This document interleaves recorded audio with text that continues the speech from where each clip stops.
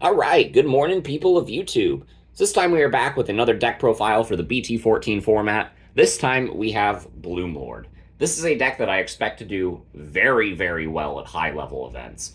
Bloomlord has statistically been a very strong deck in the past, and that only gets better with BT14. This deck got a lot of really cool tools to play with, including the training boost, which really helped Bloomlord's consistency. So yeah, if you guys like this kind of content, make sure you guys like and subscribe. And without further ado, we'll go ahead and start with the card by card. So for the Digitama, I am playing 4 copies of Kokomon from EX4. This is still your best draw egg for green, and it's still very helpful in a deck like this to see all of your pieces. I am trying out the single copy of the BT14 Tanamon. If we progress into a format where really high DP thresholds become the normal, this card might end up being the pick for the format, just because if effect suspends any tamer, this Digimon gets plus 2,000, which can put Bloomlord up to really ridiculous numbers, and make sure that you can swing over stacks like Big War Greymon stacks. So these are the eggs that I am messing around with. I think the Kokomon is generically the better one for early format and for right now, but the Tanamon is kind of a meta call, so do with that information what you will. So for the level 3s, I am playing 4 copies of the BT13 Lalamon. This card's a good searcher, can grab Tamers, can grab Digimon, and can also have a really good inheritable effect to reduce your Digivolution costs. I'm only playing 3 copies of the Palmon, and this is to make room for kind of more floodgates. I think that with the training boost, with the green memory boost, you can get away with playing 7 rookies that are searchers. And even though Palmon is technically the better one, I am playing Yoshino in this list. So I do really like the Lalamon. And I do really like the Lalamon also for its inheritable effect. But yeah, the Palmon is really fantastic. It can help you grab 2 cards that are both Digimon, and in addition, it looks at 4 instead of just the 3. So really, really like the Searcher rookies, especially when you're playing them for free off of all your effects. I'm playing 3 copies of the Palmumon. This card has the alternates effect that says players can't play Digimon by effects. Yes, this does hurt you. However, this is really fantastic into this meta. There's a lot of decks that this hurts more, mainly Fenrir Luga, Jessmon. There's just a lot of really powerful decks that this kind of turns off, and being able to cheat this card out for free really, really helps you in those matchups. For the last rookie, for the second to last rookie, I am playing a single copy of the EX3 Pamu. With Hydramon, this is another way to help you suspend your opponent's Digimon and put on some more control. It's a really fantastic piece, and I think it's definitely worth the 1 of inclusion. The last rookie I am playing is the single copy of the BT14 Palmon. This is a new card for the archetype. It has an inheritable effect that says if this Digimon would Digivolve and you have a green tamer, reduce that Digivolution cost by 1. So that's really fantastic. It's kind of in line with the Lalamon. And doubling down on that inheritable effect is really nice. But at the start of your main phase, with this card, one of your opponent's Digimon gains all turns. When this Digimon becomes suspended, lose 2 memory until the end of their turn. So this thing can do a couple of different things for you. It can give your opponent like a pseudo ice wall effect if you don't want to do anything else past that. That's kind of nice because it does last until the end of their turn. But it also combos really well with like the Pamu, with the Hydramon. There are a lot of ways that you can use this to kind of cheat memory gain. I don't really think it's as necessary for a deck like this, but it is a copy that I am, experimenting with, and I'm finding mixed results with, and I do really kind of like it in my testing. But if you guys don't like it, then you could easily cut this for the 4th copy of the BT10 Palmon. So for the level 4s, I am playing 3 copies of the new Togemon. This card is absolutely fantastic. Its inheritable effect duplicates the Palmons, but its your turn effect says if you would play a green tamer, you can suspend one of your green Digimon and reduce that cost by 3. So this card kind of gives like pseudo download for tamers, which is fantastic. Not only that, but its like stat line is really good for Bloomlord because it's only a 3,000.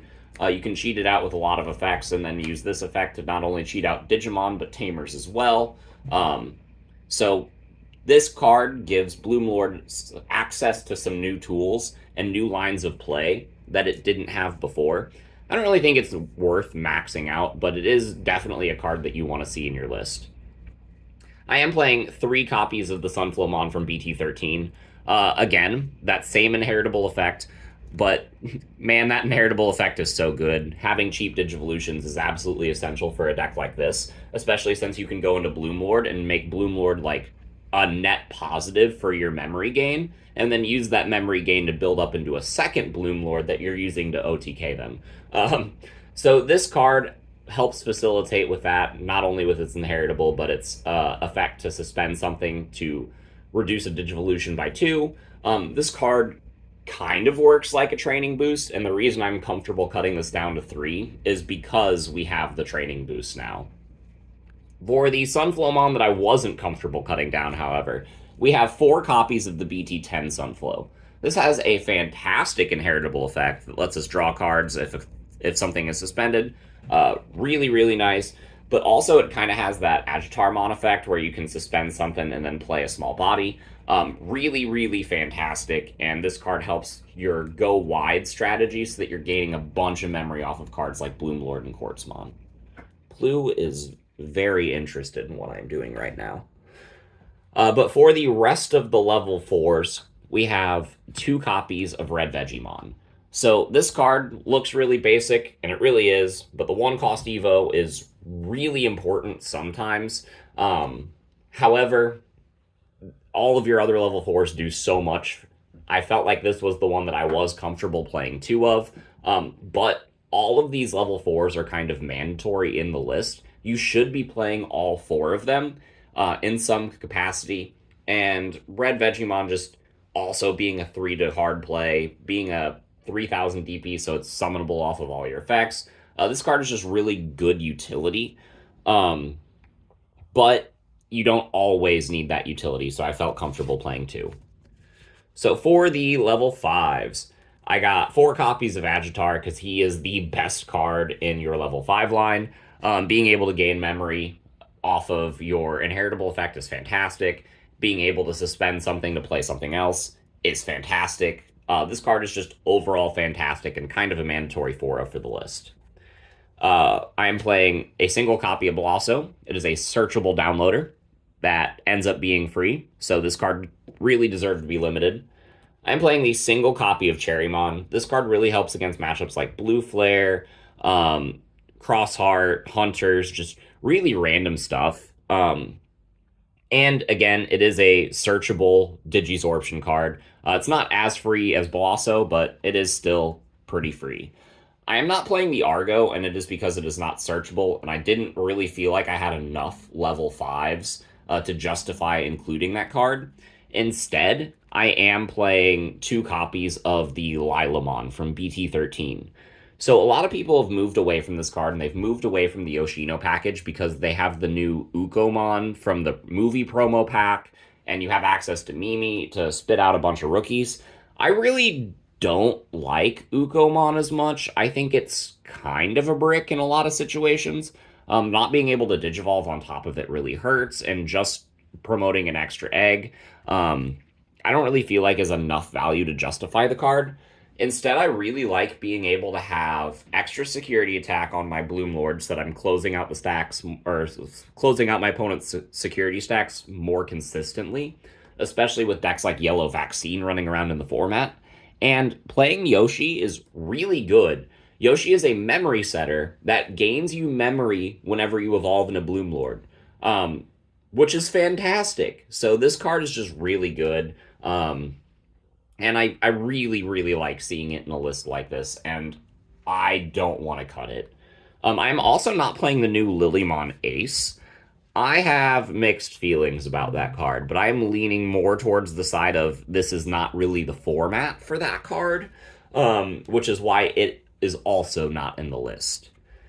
So for the rest of the Digimon, I'm playing 4 copies of Bloomlord. It's the namesake of the deck. This card is just absolutely fantastic. It just does everything you need a boss monster to do. It gets piercing, extra security attack, a bunch of DP, it gains memory, it unsuspends itself. Like, this card is fantastic. I'm playing 2 copies of Hydramon. This card helps you deal with some problem matchups and helps you deal with everything Bloomlord can't. In addition, it helps you put on a lot of control. And also, being a vegetation is kind of nice in your level 6s because cards like the Palmon can grab like a fairy and a vegetation. So if you hit Lila in this, then you can grab both. Likewise, Bloomlord is a fairy, so if you grab Bloomlord and like a Blosso, you could do that. But mixing up those types offers a lot of synergy for your searchers. So I really, really like this level 6 lineup. So for the level 7s, it is just 2 copies of Quartzmon.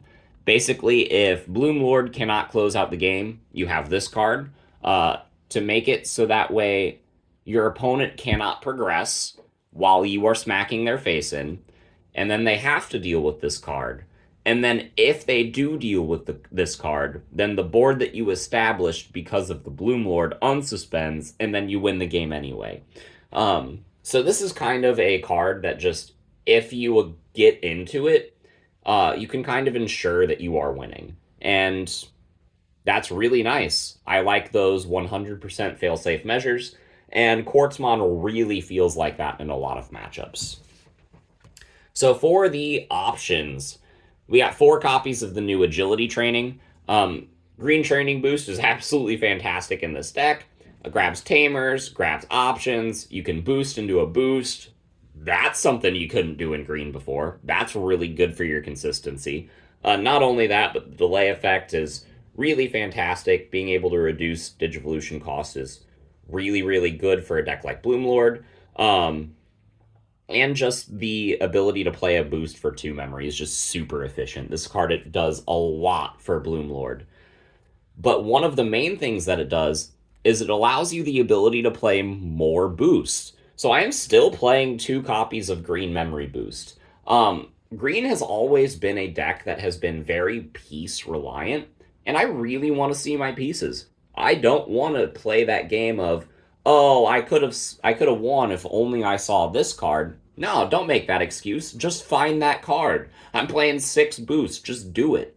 So we got those. For the rest of the deck, we got the 1 copy of Hidden Potential Discovered. This card's great. It deserves to be banned. And Bandai, please ban this card. I am playing 2 copies of Yoshi. Yoshi is great, especially when you can play it for free. Playing a Memory Tamer for free is stupid. Not only that, but this card gains you memory, so this is just super memory positive in every single way. And I really don't understand why Bloomlord players all don't play this card. Like, there are a lot of designated Bloomlord players in the community that are very, very in a strong mind that this is a bad card, and I truly do not get that, because every single time I've played this card, it's won me a lot of games. Like, this card is so good, and I highly recommend that you try it out. The last card in the list, I'm playing the single copy of the BT14 Mimi. So this is another searcher. It's another way to gain memory. Togemon can play this card for free, and this card is just generally fantastic. The one thing it doesn't do is it's not a memory setter, but that's fine. Like, I think it's a really good 1 or 2 spot inclusion in a deck like this, and I think it's a card that is definitely worth messing around with. Because whenever I first read this card, I was like, this card is hot garbage, and then the more I kind of play with it, the more I realize, maybe I undersold this. Especially being able to play this for free off the Togemon effect. This card has insane value and can generate some really, really dumb Bloomlord plays. Even if there are times that you can go into Bloomlord, go super positive off that, go into Quartzmon and still be positive in memory.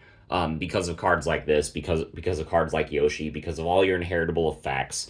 And this card just really facilitates the overall game plan of the deck and really helps enable you to do some stupid stuff. But yeah, that is it for the Bloomlord deck. This is a lot of fun. I really, really like this style of list. Green has always been a favorite of mine, and any way to give this deck a lot more consistency is a win in my book. So Yeah, that's all I have to say for the card choices. If you guys like this kind of content, make sure you guys like and subscribe, and we will see you all in the next video. Bye, everyone.